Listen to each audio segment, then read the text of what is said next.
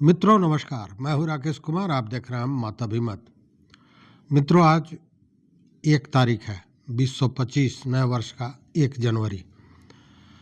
इस कड़ाके की ठंड में सारे लोग 1 तारीख सेलिब्रेट कर रहे हैं और वहीं बीपीएससी के अभ्यर्थी आज 15वें 16वें दिन भी प्रदर्शन पर बैठे हुए हैं इस कड़ाके की ठंड में।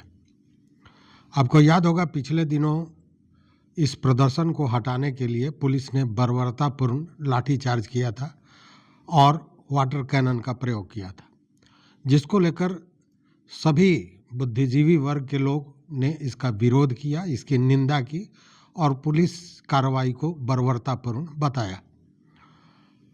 और इसको लेकर जो अधिवक्तागण है, हाईकोर्ट के अधिवक्तागण, वह लोग भी एक तरह से कहें कि उनके समर्थन में आ गए।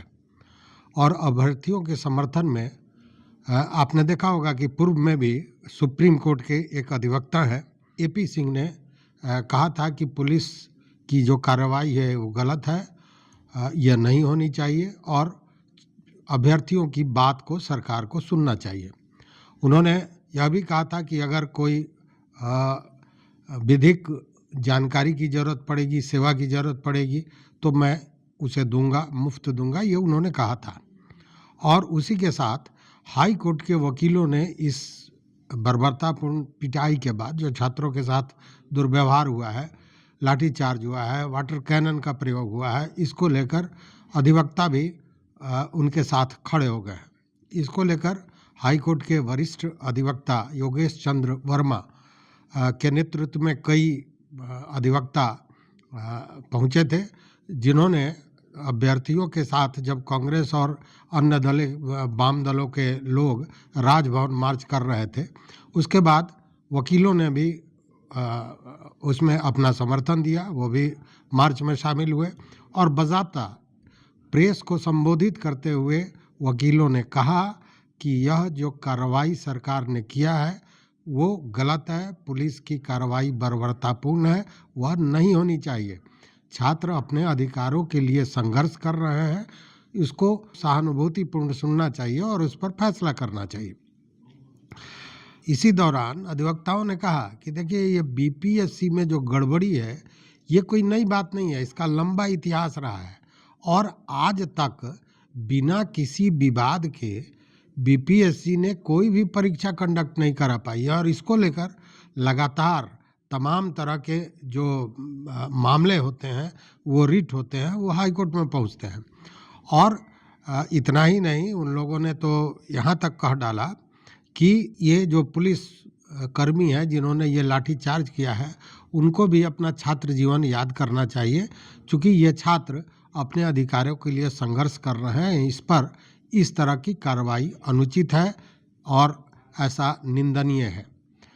ये सारी चीज़ें चल रही हैं। इसी में आप देखिए कि एक पूरा वर्ग जो वकीलों का है, उन लोगों ने अभ्यर्थियों का साथ दिया और साथ में कहा कि किसी भी तरह की कानूनी सलाह की ज़रूरत होगी, किसी भी तरह के मामले की ज़रूरत होगी तो वकील उनके साथ खड़े हैं और इसके लिए किसी भी अभ्यर्थी से एक भी पैसे की ज़रूरत नहीं है। मतलब निःशुल्क कानूनी सहायता देने का वादा किया है सारे अधिवक्ताओं ने। हाईकोर्ट के जो अधिवक्तागण थे जो अभ्यर्थियों के सहयोग में, समर्थन में पहुंचे थे।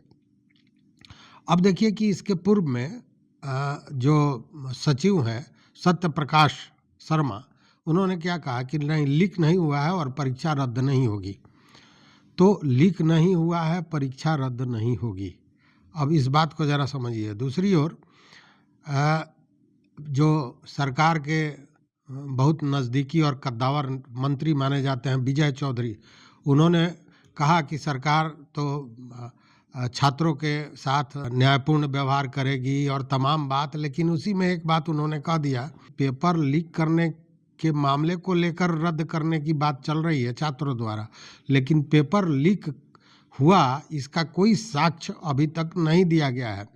उन्होंने यह कहा कि यह तो देखने वाली बात है कि किसकी साजिश है, क्या है, लेकिन उसके बाद ही एक अभ्यर्थी छात्र ने जो दस्तावेज प्रस्तुत किए हैं, मतलब कि अभी परीक्षा शुरू हुआ और परीक्षा अभी पूरी नहीं हुई है, मध्य परीक्षा में ही अगर किसी ने बाज़ाब्ता ईओयू को लेटर भेजा जिसमें वो प्रश्न पत्र की कॉपी भेजी, या किसी ने ट्विटर पर डाला, आयोग को दिया, और उस समय परीक्षा चल रही है, मतलब परीक्षा के मध्य में ही, तो अगर परीक्षा के मध्य में ही इस तरह क्या चीज़ दिया गया था, और वो तो प्रूफ है, क्योंकि जब दिया गया तो उसमें टाइम और सारी चीज़ें उपलब्ध होती हैं, तो उसकी जांच होनी चाहिए थी।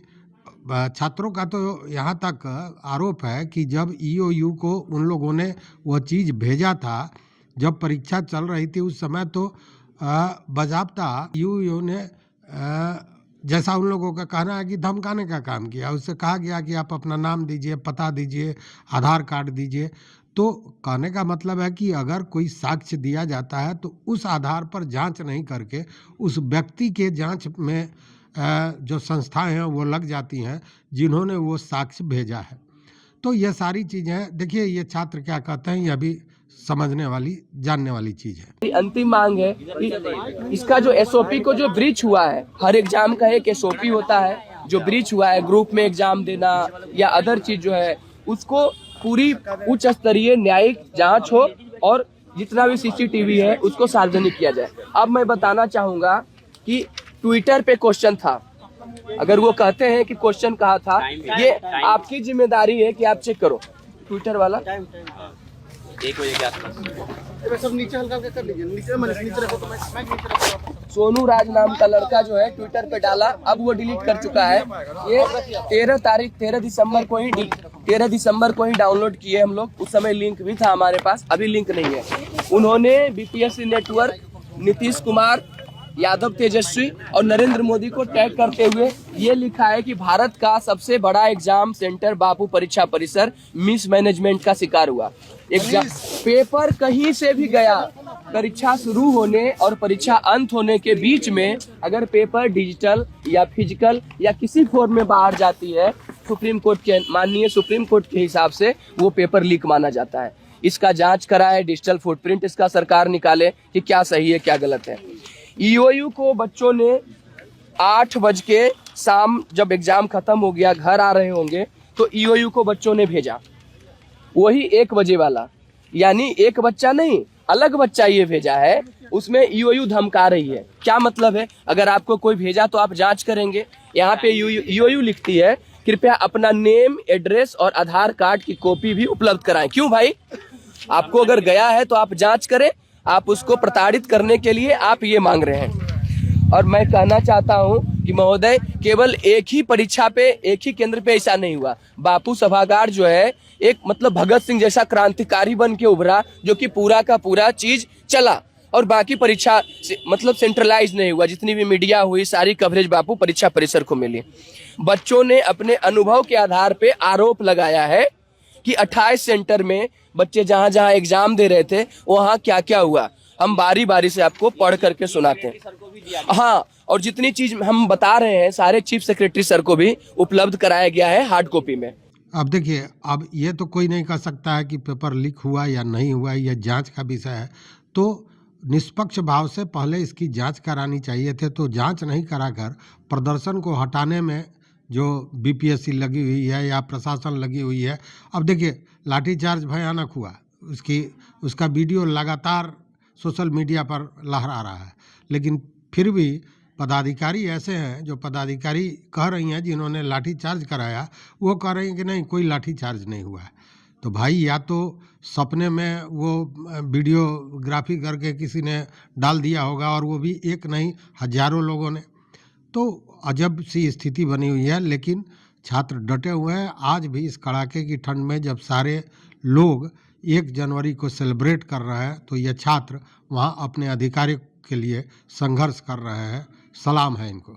तो इस वीडियो में बस इतना ही, लेकिन अंत में फिर आप सबों को नव वर्ष की हार्दिक शुभकामनाएं। आपके सहयोग के लिए, आपके स्नेह के लिए, आपके समर्थन के लिए बहुत बहुत धन्यवाद। कोटिशः आभार।